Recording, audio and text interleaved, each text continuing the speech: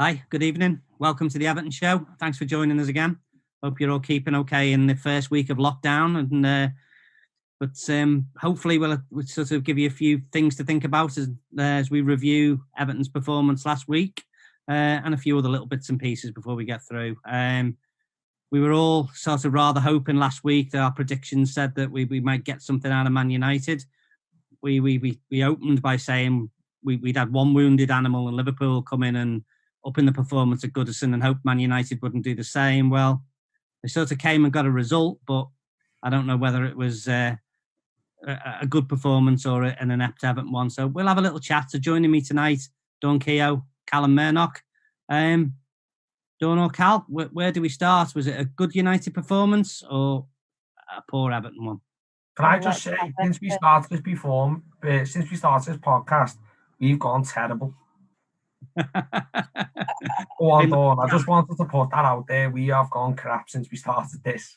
Yeah. I was only suggesting that you rant first anyway, Cal, so go for it. Go on then, why not? So, performance-wise, I thought we started off well, first 20 minutes. I mean, I know I watched the game with you, Nick, and I don't know, I think you might have thought this too, Dawn. We started off quick, and I said to Nick, we look more like the team we were in the first 5-6 games of the season. We're happy with it. Thought Bernard was looking good on that left-hand side, linking up with Luca Dean.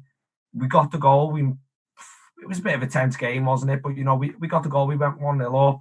And just sort of from there, we froze. We'll get onto it during the show. There was defensive mistakes once again for 2 goals. Got let off with a few. And we just probably didn't do enough to equalise, did we? There was a couple of half chances at the end for Decore. And yeah, I'll probably say in the end, I mean, we may be worth the draw, but, we're clutching at straws there. It probably was a United win for me, so, and deservedly so. So, yeah, poor again. Yeah, I was quite excited about the game for the, the Fab Four were coming back. Obviously still missing Richarlison, but wasn't aware that I think Seamus and Holgate had maybe 3 or 4 days training, which is nowhere near enough to then go into any Premier League game, particularly against someone like Man United. And for me, it showed. Like, Seamus has been one of our better performers this season, and he was just behind the pace of the ball in the game, and he got done a few times. And then Holgate, for me, is the best centre-half that we've got, but he was miles off the pace of the game. And from a defensive perspective, the ball's coming in from their left flank, and they're both centre halves are looking at the ball.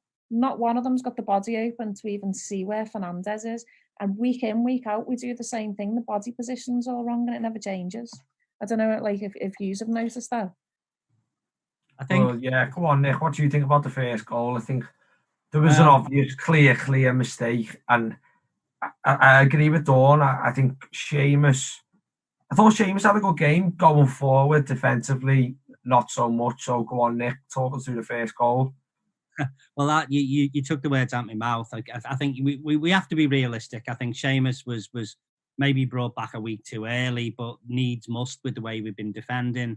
But it wasn't a Seamus defensive performance for me. I felt he gave far too much room to let the crosses in.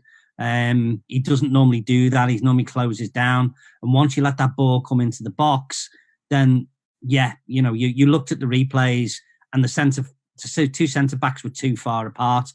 You could potentially say Keane, as the front post, was looking to cut that area out. But I felt Holgate was on his heels. Holgate was on his heels most of the time. I think he was, again, probably brought back too soon. I know we were critical of Mina the other week, and so I wasn't disappointed to see Holgate in. But I think, yeah, certainly with the first goal, Seamus could have done better. But I know from our discussions, Cal, you'd take it a step further back, wouldn't you? If you were sort of not pointing the finger per se, but saying others could have done more work. Well, yeah. To get into that position, I think they ran off a few to even work the ball. They worked the ball wide a little bit too easy for me. But I think, if I point your fingers, unfortunately, it's the one mistake I think I've ever seen Coleman make in that sort of area is, for some reason, it's criminal. He's given him about 5 seconds to pick out the cross. I don't know if he thought he would just be able to block it easy, if he got close enough to him, but it wasn't good enough. He should have went and pressed them, and he should have went and stopped the cross, and I think that stops the goal. Albeit the centre-backs probably should have been a little bit closer together, but I think that was an issue going through the whole game. But if you think, like, Seamus, the whole game set quite narrow, so where he should be blocking the cross, he was quite narrow. And for me, again, I know that you say the centre-halves were, the space was too big. They do the zonal marking, which I don't think necessarily works, not for us anyway. But not one of them's got the body completely open to see who's there. Like when you look at the replays back, Holgate's got Martial just to his left. And I think Dean's in the space to the left of that. But if he's got Martial and Keane's got to have him, and Keane doesn't even know he's there. And Holgate doesn't even know that Martial's there because he's facing the right-hand side, his right-hand side, their left flank, to watch you come in. I think you're right there, Dawn. I think it's a good shout with the narrow. If we are going to defend narrow, so fair enough. You've got Coleman, Keane, and Holgate who were narrow during that goal, and it's Luca Dean. If you watch the replays, is a little bit higher. So if he's back in that 4, well then we don't have to worry about Martial, and the other 2 will be a little bit closer if that makes sense. But it wasn't to be, and again I think that was a defensive mistake from our point of view with our shape. So a good point that on. I think we did give them the impetus, didn't we? Because I agree with you. I thought we started quite strong. I thought Bernard looked quite good. He'd been drifting in and out of games for me, but he started and give us that little push forward. And then the goal up, I thought, this will be okay. But then mistake for the first goal, and then it probably wasn't much better for the second goal either, was it? Like the space in midfield, was it for the first one where Alan was sort of between Alan and Decore, there was a massive space, and the pass went right the way from almost the halfway line to the edge of the D on the box and took everyone off the game. Like it's just too easy. And that happened a lot. For me, that was Alan. I think Sigurdsson had gone to press the ball, didn't do a very good job, of course. Decore was watching the third centre midfielder, and Alan's just sort of in between. And obviously, Rashford's picked up that pocket of space, and that's what he should be covering. He should be stopping that ball from going into Rashford's feet. He should be sweeping up there. So I think that was the first phase. And then, again, Fernandez has ran off of Sigurdsson. And again, I think Warnock pointed out really well on Sky Sports. I don't know if you've seen it. And he's done as usual. Oh, he's over there. And he's just pointed at Fernandez, clearly not told the centre-halves. He's ran it between the centre-halves. They've got the crossing too easy once again, and he scored. But again, as you say, Dawn, the centre-halves' awareness and opening the body out to even understand or just sniff out the danger of where the man's coming from wasn't there. But, it's a team game and communication's a big thing, and pointing doesn't cut it. And Sigurdsson is a serial pointer. And it does my head running. He loves to point and not actually take control himself. I don't know what you guys thought of the second goal. I thought they were 2 easy goals we could have avoided. And because we went 1-0 up, we could have went in at 1-0 at half time. Not actually played that well, give United most of the first half, but being 1-0 up, and it's a different game. I agree. They were cheap goals, and that's the disappointment, not wanting to be over disparaging about Manchester United, but they were coming in without a bit of form. They suffered the indignity of getting beat by a Turkish side that not many of us have even heard of in the week. And it just seemed the opportunity for Everton to push on again. But again, conversations you and I were having, Cal, is that, to be fair to Solskjaer, every time he looks like he's about to get the sack, he pulls a performance out. And they did, although I think we were contributing to our downfall as much as anything, because second half, we had more of the ball, but we created very little going forward, did we? Yeah, it's always the thing as well. You score a goal, you're more likely to concede a goal in the next 5 minutes, and we couldn't even hold it. Well, pretty much go down the other end, and they get the equaliser, and then they go ahead. I think there's loads of people that didn't perform on the day. Rodriguez, for me, going forward, defensively, we carry him as a player. And that's okay if he brings it to the party in attacking sense, and I would have taken him off at half time. I thought he was useless. Yeah, he mightn't have seen the ball, but he doesn't look fully fit. And I believe that he asked to come off as well. And I don't know if that was because of an injury or if, things aren't going our way, I want to come off. And if it's that case, we don't want that, do we? Yeah. Well, it was a disappointing performance. I think he didn't have any influence on the game at all. And I think, you normally would have gone off because I think it was he substituted for Iwobi. I think we all would have gone absolutely mad. But I think most people thought, okay, he needed to come off because, and those little bits were missing. You didn't have his sort of insightful passing. That didn't seem to create as much. I think, and it then rolls into, it's becoming quite bizarre, the fact now that why can't we win a game without Richarlison? Are we that much of a one-man team? The stats would say we are. Yeah. I think we missed the pace. We're a team who still doesn't have a lot of pace, especially out wide. All right, we brought Rodriguez in, fantastic. Brilliant player. I think you both summed it up well there. He was a little bit of a passenger on Saturday. He was no use to us going back. He isn't a lot of the time, probably not why we have him. And going forward, he couldn't really pick up them pockets of space. So yeah, I agree. He was a passenger. It was the right decision, I think, for Carlo to take him off. As much as people might not like us for saying it, but it was. Yeah, I think we just miss his pace. I don't know what you think. It is influence, is 1v1 dribbling past the defender. We miss it. We don't really have many players who can take someone on. So I think he's going to be such a positive when he's back in on Saturday. Yeah, well, 2 weeks on Saturday or Sunday, whenever it is. And yeah, I think it'll breathe confidence in the whole team.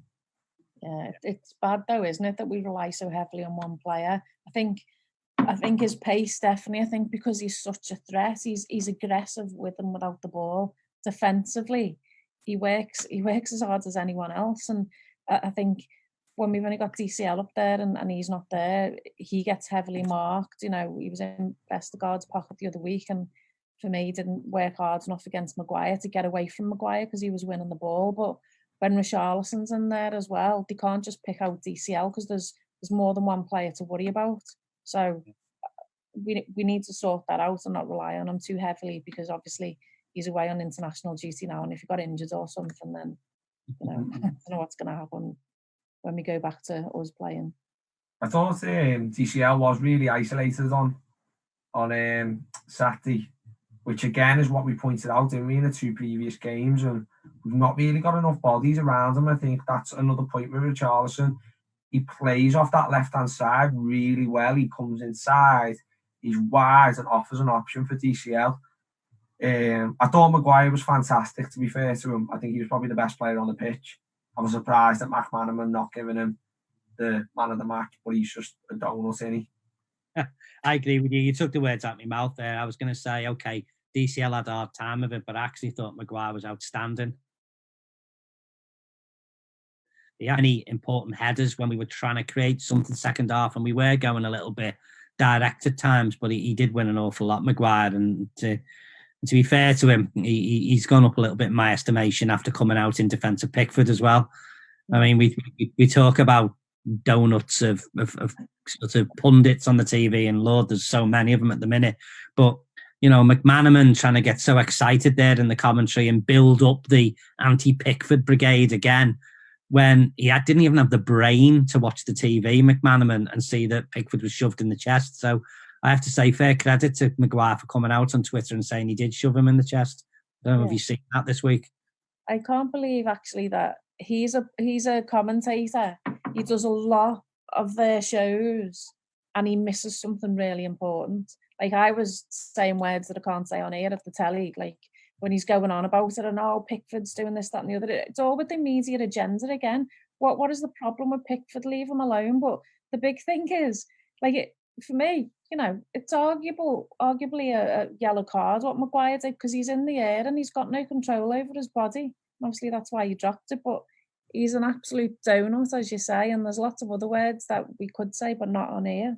Yeah, he had us rattled all game, didn't he? I think it's right. Yeah, it's ridiculous, isn't it? The you're paying an awful lot for your Sky subscriptions and things. And some of these people that got on as pundits, allegedly ex-professionals, they just want to sensationalise everything. That's what annoys me. Tell us, what you think as a footballer, what you might have done if you were a player, but don't start giving me rubbish opinions that and that's what McManaman's trying to do at the moment. Plus the fact, hasn't he got the most boring voice in the world, McManaman, as well, but anyway, we're probably getting a bit personal now. So it was like in two tackles though, where he's probably gone ankle height, just about got the ball before, but took all lads' ankles. It's nothing wrong with that. It's a great tackle. He's just deluded in the head. Fletch. Shut up, Steve. Was that Fernandez's tackles you were saying then? Yeah. Really. Well, that probably drinks. Get away with everything, Man United. I can't really understand Liverpool fans now, because he could have been sent off 3 times over, Fernandez. Yeah. And you look at some of the yellow cards we got and you think some of the stuff he got away with, come on. Yeah. There was 2 blatant ones in the second half. So many little nitty fouls he makes here and there. They got off with murder. Did they even get a booking, Man U, on the day? Yeah, well, he got... Sorry, go on. No, I was going to say, I think you've hit the nail on the head in sort of something else we've had over the last couple of programmes. The standard of refereeing is becoming excessively poor again. We've criticised, and I'm John Moss's biggest sort of critic, but some of the older referees are probably a little bit the new breed of rubbish. That Paul Tierney was hopeless, absolutely hopeless, for all the reasons both you people have said, in as far as he's pulling out little yellow cards for nothing tackles or people using the body, stuff that shouldn't even be fouls. And then Fernandez is going through and actually lifting his boot up and stamping on feet and whatever. And there's no cards coming out. And I think we've got for me, a series of referees who are too scared to book the superstars. I think they're worried about their own performances. They're worried about staying on the Premier League list, because the referees are rated, aren't they? So if they don't get good marks from the managers and from people around them, then they end up, they're at Southend the week after. So I genuinely think now as referees are becoming scared again of taking action against the more profile footballers. But that's my rant for today. Well, I think Fernandez got booked, and then I think it was before this, then he had a tussle with Seamus, and then he went after Seamus again. So reacting like that and going after him is a yellow card. I don't understand what they're watching, and like you say, Nick, maybe they're scared, maybe they're too bothered about the rating, but surely if you listen to the managers, you listen to the players, and you listen to us as fans, everyone thinks the referees are crap. So do you know what I mean? Who's rating them well? Yeah, really just a question. What positives do we take from the game? Mine would be, I thought Alan was superb in the second half. I thought he broke up play very well. He was on a booking from the first half, wasn't he? And he only went to ground at the right times. And although he's one pace, he was the only player to drive with the ball and to try and create something. So he was my positive. What about yours? On Nick. I thought, like I said at the outset, I thought Bernard had a reasonable game. I think he looked tricky and was prepared to take people on, which he hadn't done for the last couple of games. I still wasn't 100% outstanding with the midfield. I think, Digne, I thought, had a good game. It was good to have him back, and he was sort of using the ball quite well. But again, he's having different people in front of him, so there's different understandings, I think, to come. Others were bit parts, to be fair. As much as they were trying to sensationalise a story, I didn't think Pickford did anything wrong. It was hard for him coming back after the game, that missing a game and people sort of calling him out. But it were just little bits and pieces. I mean, I have to say, and I've been his biggest critic, I thought the 5 or 6 minutes that Iwobi came on, he did actually use the ball better than what we'd done previously, where he'd been starting the games.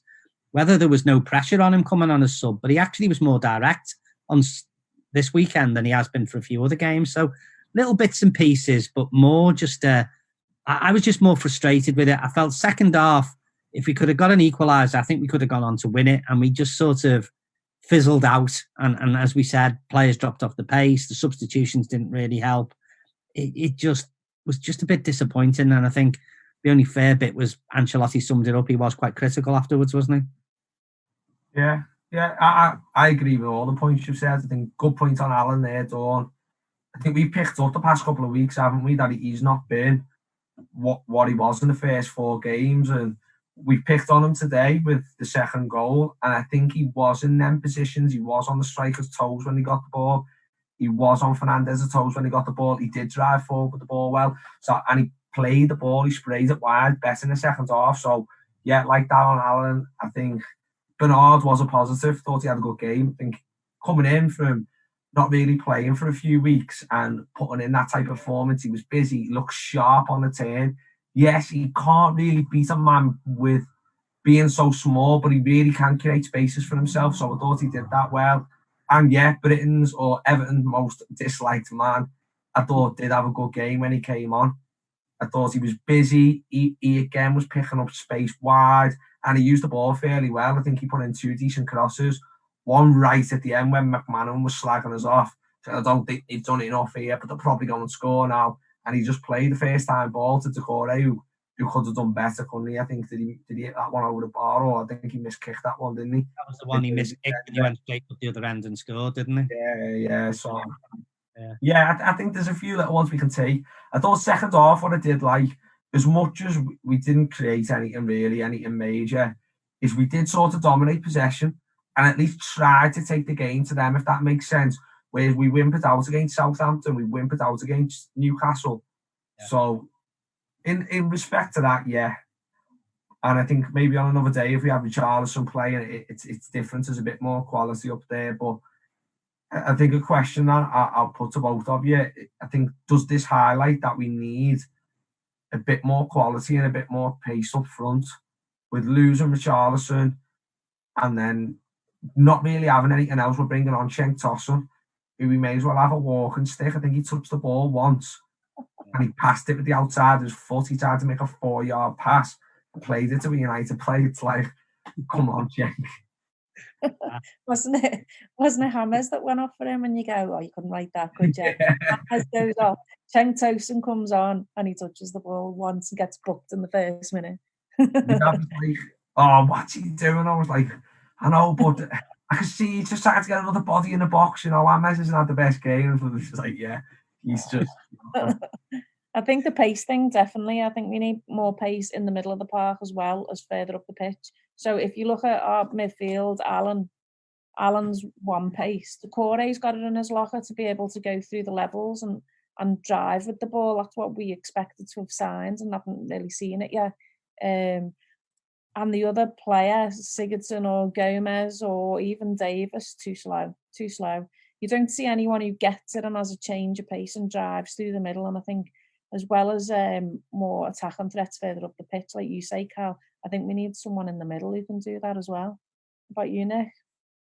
Yeah, I agree. I think we've got to bring a couple more in. I think, you know, you don't know exactly what he was after before the window shut. There was always rumours he wanted another striker, even though he denied it just towards the end of the window shutting. But I think we do need some more options. We need some pace.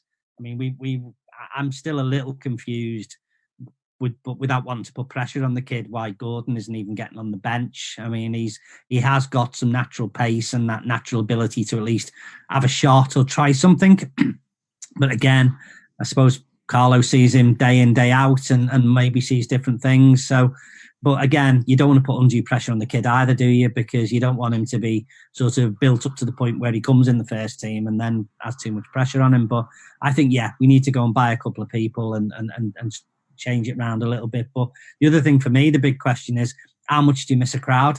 Second half there with the crowd really making a noise and screaming and shouting and you know, obviously there would have been a bit of booing because that's just the way that some Evertonians are, but it would have caused a noise and maybe a reaction out the players. And do you think the players are missing that? Do you think they're missing that sort of time when a crowd can clearly drive the team on?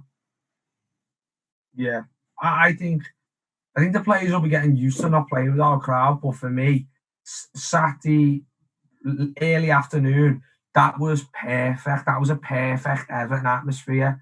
We weren't terrible. We were just okay. We were in the middle, but they were rattling us. They were rattling me. You were owned. They were rattling. The referee was rattling us. And I think there was a few times where Maguire's dived, Fernandez is gobbing off, Maguire's gobbing off, and that's what we love. We love a good fight, and we do as Evertonians. And I think the atmosphere would have been brilliant, and I think it would have turned the game in our favour. They really would have went into the shells. So I think Saturday is the first time I've looked at it in a while and gone, wow, I wish I was there. Wow, we really needed the fans there. So I really do think a crowd on Saturday would have turned that game on its head. But I think it would have turned the referee as well. The minute. I think that's the other thing. The referees are getting, we talked about the ref being, but they're getting away with murder because they're not getting any stick. And I think we are lovely. We are nasty, aren't we, at Everton? We really can get on fans and get on players' backs, opposition players and referees or whatever. And I do think we missed that. Even if you have to put up with some of the people that sit around you, Dawn, I'm thinking you'd want people, you want to be back in the ground, don't you? Yeah, definitely. Did you hear what Seamus said to Maguire when he went down after Pickford caught him? Yeah, I loved it. Absolutely love all that. That's must have been you were shouting. Yeah, I can't say what he said on here, but yeah. You're like, in shame. Absolutely. Just a question. Obviously, we've been playing 4-3-3 for the whole season. Obviously, maybe not as flat as that, with a few little jinks here and there. Do we need a formation change for the next game? Would you maybe look at going back to 4-4-2, or would you keep to going where we are? I think it completely depends on the personnel, because I think the system we're playing at the moment works for the starting 11 as we have it. And I think if you take one of the important people out of that, whether it's a James or Richarlison or even a Dean or a Seamus, I think it doesn't work. And I'm not, like, we don't have, our worst area last season was the centre of the park. And although Alan and Decore started really well there, the past few games they haven't been great. The third option's not doing great. So I don't know if we've got the bodies to sort of go to a 4-man midfield when, 3 centre midfielders aren't really doing it. I don't know what your thoughts are. I'll probably stick with it. I think you've got to trust Carlo. He's got a chosen way of playing. I do hope a Richarlison back after the international break will give us that impetus to getting back to playing the way we were. You could make tweaks, Cal, but I think I'd probably, if you put Richarlison back, I'd maybe stick with the 4-3-3 and see what comes after this pointless international break that we're all bored stupid with already, and it hasn't even started yet. But it's quite interesting day to day. Sorry, Cal.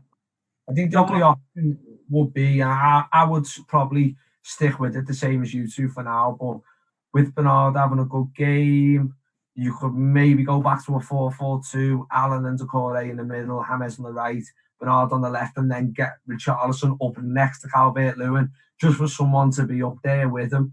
I mean, he's had a few frustrating games, but I feel like Carlo will leave it. I think we probably worked on 4-3-3 during pre-season, and I agree. I think hopefully with our best starting lineup against Fulham, there should be a vast improvement. I mean, the result's the main thing for us now, I think. I don't know about you guys. Yeah, I think it is. It's all result-led now. An ugly 1-0 win at Fulham will do, but we'll maybe pick up looking at Fulham in the next show. We've got a couple of minutes left. No predictions to make this week, but just a little bit of a shock today, and as far as the dismissal from the FA, noticed for the racism, has that been long overdue? When some of the issues of accusations around racism in the FA has been thrown about, it's quite an interesting little turn today. It'll cause a bit of conversation, will it not? Yeah, well, I read that earlier, and sort of he said he worked in America, and they say people of colour there, and he sort of got tongue-tied and come out and said coloured footballers or whatever the word was he used. Yeah. But then when you look back, he said loads of things about women footballers, and he seems to be prejudiced on a number of things. And I just wondered in general how people get to that level being prejudiced. But you've only got to look at the Prime Minister and the previous president to go, well, how did they get there as well? I mean, I apart from sort of what I read earlier, I don't really know much. I mean, he's there as a businessman. He's been brought in rather than a football guy, hasn't he? And he's clearly got his perceptions. But I think the bigger difficulty is sort of this perception of old white male running football when you've got the particular challenges around the lack of black coaches and black managers and a number of things. It's probably just proven an interesting sort of conversation piece, and something maybe we'll pick up next week again as it unfolds a little bit, because I think certainly now, I was just having a little look on Twitter and before we came on air, and certainly sort of Stan Collymore and a few other commentators are having some rare old go at the FA and saying this is just sort of opened up Pandora's box. So it'd be interesting to see in light of a lot of stuff that's going on in football, and something maybe for us to pick up in the next show. But beyond that, we'll hope nobody comes back injured after the international breaks. People just go play whatever little football they do and get themselves back, so we can pick up Everton where we left off. So a thanks to Dawn, a thanks to Callum for tonight. Thanks you for listening. Give us any comments. We'd love to know what you think. And we'll see you next week. Have a little look at the up and coming Fulham game and a few other bits and pieces as well. Cheers.